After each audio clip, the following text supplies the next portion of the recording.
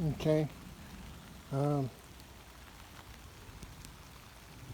this is the date today, the 20th of July, 2025. Um, just doing a little video about my squash plants. This is unprecedented that I have squash plants in late July. Normally they're dead by the first or second week, and there's no signs of anything, no signs of any plants dying.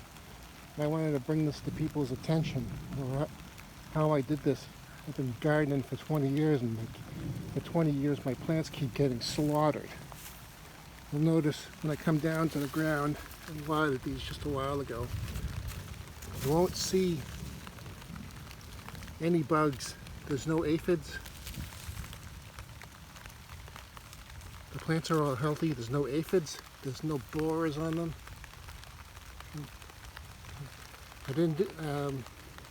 What I did was, unlike anything I've seen on other YouTube videos, I kind of took the advice of a farmer down the street who has no problems with his crops in terms of insects.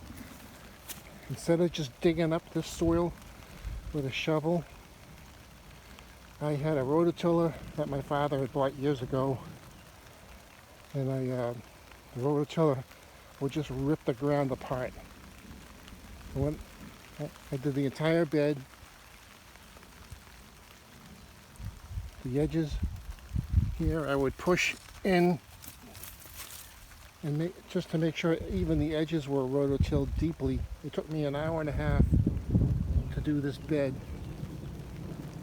with a rototiller.